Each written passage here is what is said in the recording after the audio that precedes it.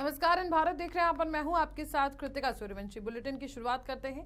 उत्तर पूर्वी दिल्ली लोकसभा सीट से कांग्रेस के उम्मीदवार कन्हैया कुमार ने दिल्ली के मुख्यमंत्री अरविंद केजरीवाल की पत्नी सुनीता केजरीवाल से मुलाकात की। आपको बता दें कि कन्हैया कुमार इंडिया गठबंधन के प्रत्याशी के तौर पर नॉर्थ ईस्ट दिल्ली से चुनाव लड़ रहे हैं।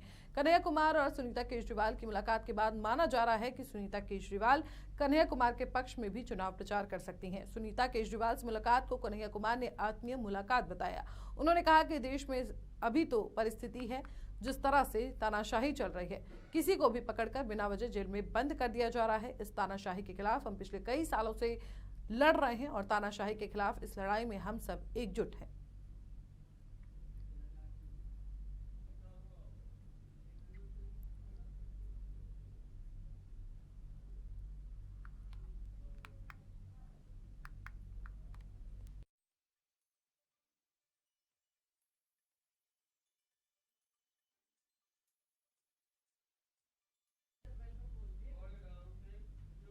राष्ट्रपति द्रौपदी मुर्मू बुधवार को पहली बार अयोध्या के हनुमान गढ़ी के दर्शन करने पहुंची। रामलला के दर्शन के बाद राष्ट्रपति मंदिर परिसर में ही स्थित शिव मंदिर में भी उन्होंने पूजा अर्चना की और यहां कई कार्यक्रमों में भी शामिल हुई। सरयू घाट पर आरती से लेकर रामलला के दर्शन तक उनके कई कार्यक्रम तय थे। बता दें कि करीब शाम 4 बजे राष्ट्रपति अयोध्या पहुंची और अयोध्या पहुंचकर हनुमानगढ़ी में दर्शन किया। इसके बाद सरयू घाट पर आरती में भी वो शामिल हुई। इसके बाद कुबेर टीला पहुंची और दर्शन कर वापस दिल्ली के लिए लौट गई।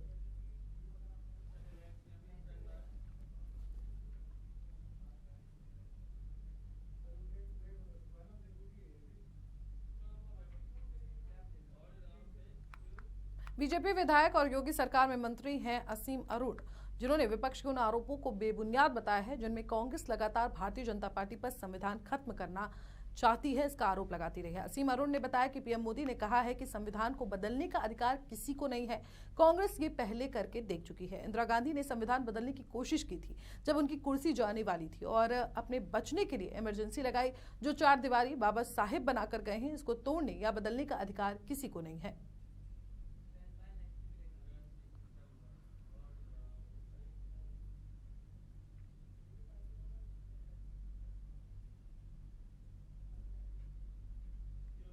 वहीं सीतापुर में गृह मंत्री अमित शाह के प्रस्तावित जनसभा को लेकर लहरपुर के राजनाथ फील्ड में हेलीपैड बनकर तैयार हो गया है और वहीं मंच भी बनाया जा रहा है। बीजेपी कार्यकर्ता दिन रात जुटे हुए हैं। अमित शाह का कल यानी कि 2 मई को कार्यक्रम प्रस्तावित है। अमित शाह लहरपुर पहुंचकर प्रत्याशी राजेश वर्मा के पक्ष में बड़ी जनसभा करेंगे। सीतापुर और मिश्रिक की लोकसभा सीट के अतिरिक्त धौरहरा लोकसभा का भी कुछ क्षेत्र जिला सीतापुर में जुड़ा हुआ है और इसी बात को ध्यान में रखते हुए मुख्य रूप से जनसभा का आयोजन किया जा रहा है। मौके पर जिलाधिकारी अनुज सिंह सहित पुलिस विभाग के आला अधिकारी सुरक्षा व्यवस्था का जायजा ले चुके हैं। आज ये जो पंडाल सज रहा है, ये हमारे देश के गृह मंत्री परम आदरणीय श्री अमित शाह जी का आगमन कल 2 तारीख को 1:30 बजे पक्का तालाब लहरपुर में हो रहा है और यहाँ लाखों की भीड़ आदरणीय गृह मंत्री जी के संबोधन को सुनने के लिए आएगी, क्योंकि निश्चित रूप से गृह मंत्री जी ने जब से सरकार में बैठे हैं वो तब से भारत की गरिमा, भारत की अस्मिता, भारत का मान सम्मान, भारत का गौरव बढ़ाने का काम किया है। निश्चित रूप से यहाँ की जनता उन आदरणीय जी को सुनने के लिए जरूर आएगी और उसी की तैयारी आज यहाँ पे की जा रही है। धारा 370 हो या ऐसे और बहुत सारे काम हैं जिनसे देश का अभिमान, देश का सम्मान, देश का मान, देश का गौरव बढ़ा है। तो आज वही तैयारी चल रही है। हमारी लाखों लाख की भीड़ यहाँ पे होगी। हमारी माताएं बहनें, हमारे व्यापारी भाई, हमारे चिकित्सक भाई, हमारे और भी महत्वपूर्ण लोग जो हैं, एडवोकेट, अधिवक्ता भाई, ये सब यहाँ पे उपस्थित होंगे और आदरणीय गृह मंत्री जी के संबोधन को सुने। उत्तराखंड की राजधानी देहरादून के प्रतिष्ठित कॉलेज जीआरडी का 3 दिवसीय वार्षिक उत्सव अंतारिया 2024 के तीसरे दिन कॉलेज में दीक्षांत समारोह का आयोजन किया गया, जिसमें दून के मेयर सुनील उनियाल गामा ने मुख्य अतिथि के तौर पर शिरकत की। साथ ही एपीजे अब्दुल कलाम तकनीकी विश्वविद्यालय के पूर्व VC professor doctor R K. Khandal ने अति विशिष्ट अतिथि के तौर पर शिरकत की। मेयर सुनील उनियाल गामा ने छात्रों को उपाधियां वितरित करने के साथ ही उनके उज्जवल भविष्य की भी कामना की। वहीं एपीजे अब्दुल कलाम तकनीकी विश्वविद्यालय के पूर्व वीसी प्रोफेसर डॉक्टर आर के खांडल ने अपने संबोधन में कहा कि आज का समय अब भारत का है, क्योंकि भारत के संबंध दुनिया के हर देश के साथ अच्छे हैं और हमारे बच्चे दुनिया के जिस भी देश में काम करना चाहें वो कर सकते हैं, जबकि दुनिया के बाकी देशों के बच्चों के साथ ऐसी परिस्थिति नहीं है। हमारे देश के लोगों का डंका आज दुनिया के हर देश में बज रहा है। इसकी वजह है कि हम अपने संस्कारों के साथ जीते हैं। बस हमारे बच्चों को इतना ही कहना है कि खुद को तकनीकी से रोज अपडेट रखना है। दीक्षांत समारोह के बाद कॉलेज में छात्र छात्राओं के लिए रंगारंग सांस्कृतिक कार्यक्रमों का भी आयोजन किया गया। उसके बाद जीआरडी कॉलेज एलुमनाई एसोसिएशन का गठन किया गया और लोकतांत्रिक तरीके से हुए चुनाव में कॉलेज के ही पूर्व पास आउट हुए छात्र Mukul Bhardwaj GRD alumni association के अध्यक्ष चुने गए। उसके बाद पास आउट हुए छात्रों को ट्रॉफी देकर सम्मानित किया गया।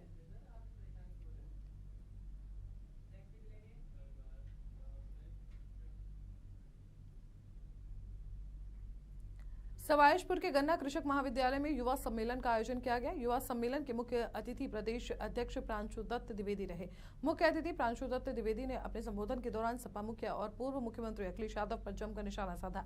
प्रांशु दत्त द्विवेदी ने कहा कि अखिलेश यादव के पिता मुलायम सिंह यादव ने निर्दोष कार सेवकों पर गोली चलवाई। अखिलेश यादव चाहते तो राम मंदिर में प्रभु श्री राम के दर्शन कर अपने पापों का प्रायश्चित कर सकते थे, पर उन्होंने ऐसा नहीं किया।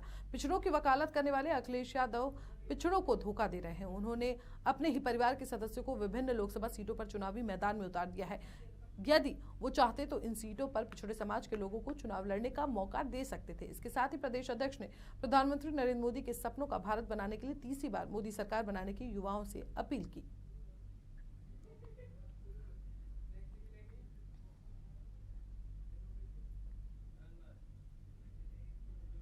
Anupama fame television actress Rupali Ganguly BJP में शामिल हो गई हैं। उन्होंने बुधवार को बीजेपी ज्वाइन कर ली है। रूपाली के साथ ही फिल्म डायरेक्टर अमेय जोशी ने भी राजनीति में एंट्री कर ली है।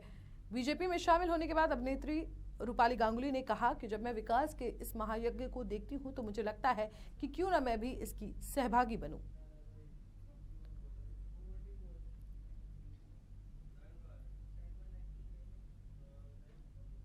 कयासबाजी, करामात और कद, इन तीन शब्दों से कैसरगंज संसदीय क्षेत्र की अपनी खास पहचान है। अलबत्ता इस बार यहां सस्पेंस खत्म नहीं हो रहा है। राजनीतिक चक्रव्यूह में घिरे सियासी अखाड़े में हर पल रोमांच बढ़ता जा रहा है। सोमवार को चौंकाने के चस्के में रहे लोगों को हाथ मलते ही रहना पड़ा। वहीं लड़ाकों के दरबार के सन्नाटे ने भी नया सियासी संदेश देने की कोशिश की है। मंगलवार को भी जितने मुंह उतनी बातें सुनने को मिली हैं। फिलहाल पार्टियों की ओर से मंथन के सिवाय कोई संकेत मिलते नहीं दिख रहा है। कैसरगंज संसदीय क्षेत्र में जो भी हालात हैं वो बीजेपी के दाव से ही बने हैं। बीजेपी ने जिस कदर सांसें रोक रखी हैं उससे बड़े बड़ों के होश उड़े हुए हैं। पार्टी के अंदर खाने क्या चल रहा है ये कौतूहल का विषय बना हुआ है।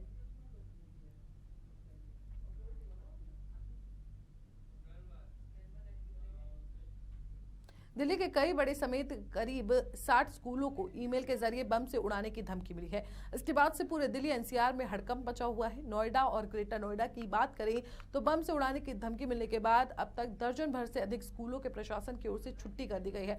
खबर लिखे जाने तक मिली जानकारी के अनुसार नोएडा और ग्रेटर नोएडा के करीब 1 दर्जन से ज्यादा स्कूलों ने बम की धमकी मिलने के बाद छुट्टी कर दी। DPS Noida sector 30, DPS greater Noida को बम की धमकी मिलने के बाद 1 दर्जन स्कूलों ने छुट्टी का ऐलान कर दिया है।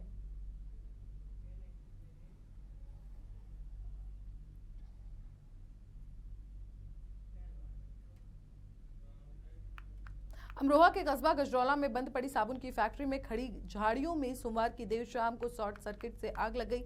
आग की ऊंची ऊंची लपटें देखकर आसपास के लोगों में हड़कंप मच गया। स्थानीय लोगों ने मोबाइल कैमरे में आग की लपटों का वीडियो बनाकर सोशल मीडिया पर वायरल कर दिया, जिसके बाद सूचना मिलने पर पहुंची फायर विभाग की गाड़ियों ने बमुश्किल झाड़ियों में लगी आग पर काबू पाया। जानकारी के मुताबिक फैक्ट्री कई सालों से बंद पड़ी है और यहां पर उगी झाड़ियों में देर शाम शॉर्ट सर्किट से आग लग गई। आग लगने से कोई हताहत नहीं हुआ है, जिसकी वजह से इलाके के लोगों ने राहत की सांस ली है।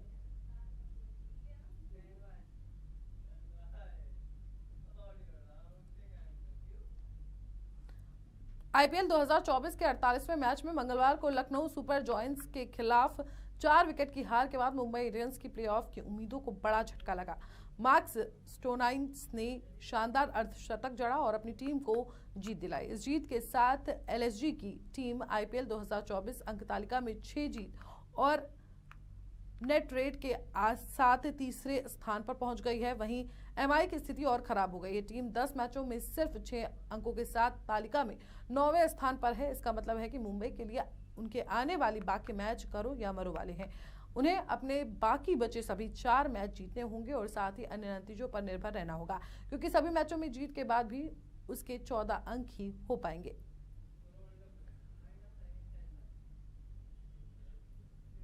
मेरे साथ इस बुलेटिन में इतना ही। देश और दुनिया की तमाम बड़ी खबरों के लिए देखते रहिए एन भारत।